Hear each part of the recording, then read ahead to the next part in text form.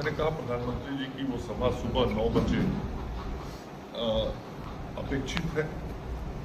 उसी शेड्यूल के अनुसार प्रधानमंत्री जी का दरभंगा आना है। बाकी तो सब कार्यक्रम, चूंकि आदरणीय प्रधानमंत्री जी का जो कार्यक्रम है वो पीएमओ से ही फाइनल होता है, तो अभी अंतिम फाइनल जानकारी आने वाली है। लेकिन ये जो सभा का कार्यक्रम है और वहाँ जो पूजन का कार्यक्रम है, ये अभी तक जो प्रस्तावित है वो सुबह 9 बजे सब लोग रहेंगे। प्रधानमंत्री जी, राज्यपाल महोदय, मुख्यमंत्री जी, हमारे जैसे मैनेजिंग जो पूजा का सामान्य विधि होता है, पूजन विधि होगा। बाकी तो हम आगे चलते हैं, वही बोलूँगा जो मुझे अधिकृत रूप से जानकारी हो। बताया ना, वो भारत सरकार का स्वास्थ्य मंत्रालय एजेंसी के साथ अपना MOU साइन करेगा। भारत सरकार के जो अधिकारी होंगे वो इसके बारे में बता पाएंगे। इस आयोजन की सफलता में संपूर्ण मिथिलांचल के एनडीए के कार्यकर्ता, जनप्रतिनिधि सभी लगे हुए हैं। और यह जो एम्स यहाँ दरभंगा में बनेगा, पूर्व से 1250 करोड़ रुपया की स्वीकृति हुई थी, लेकिन उसकी रीडिजाइनिंग हुई है, वो भी अंतिम चरण में है। तो अनुमान है कि उसकी राशि बढ़ेगी और ये लगभग 1700 करोड़ के आसपास खर्च जाएगा, ऐसा अनुमान है।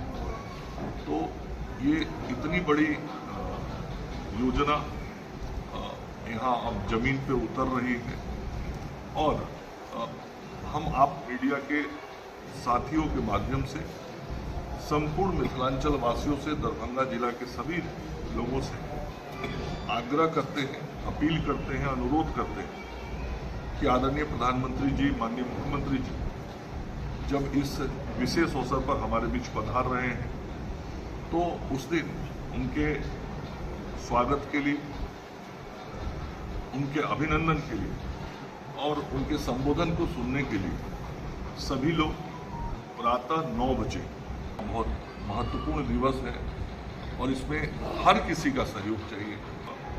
ऐसे ही विकास की गाड़ी को आगे बढ़ाते हुए बिहार को भी आगे बढ़ाएंगे। और डबल इंजन की जो सरकार है, इस डबल इंजन सरकार का जो प्रत्यक्ष लाभ है वो कैसे होता है वो दिख रहा है और आगे भी विकास के योजनाओं के माध्यम से दिखेगा। और हम सब जो एनडीए के लोग हैं, विकास के आधार पर ही समाज में राजनीति करते हैं और विकास के आधार पर ही समाज का समर्थन भी मांगते हैं। और इसीलिए सदैव हम सब लोगों के जहन में सेवा का भाव ही मूल रूप से रहता है और राजनीति मतलब सेवा। जनता का प्रतिनिधि मतलब जनसेवक। उस भाव के साथ आदरणीय मैं उसको भी देखूंगा। आखिर उसको बनवाया मैंने ही है। आप पता नहीं उस दिन थे कि नहीं जब मैं आज से 6 साल पहले वहां गया था। अब मुझे ध्यान में नहीं है, तो आप यदि मेरे साथ रहे होंगे तो आपको ध्यान में होगा कि मैं वहां से निकला और तुरंत मैंने क्या क्या कार्रवाई की और उसके बाद कैसे वो भवन मैंने बनवाया। तो मन में चिंता थी तभी तो वो करवाया था। तो आप ऑपरेशन थिएटर सर उसमें चालू करवा दीजिए। वो बिल्कुल होगा। आप बिल्कुल निश्चिंत रहिए। मैं आपको इतना ही कहूंगा कि मेरे मन में चिंता थी तभी तो उन चीजों को मैंने ठीक करवाया। आगे भी जो आप विषय बता रहे हैं, मेरा काम ही है, स्वास्थ्य मंत्री के नाते मेरी जिम्मेवारी ही है कि जहां भी व्यवस्थाओं में कोई त्रुटि की जानकारी मिले तो उसको ठीक करवाना।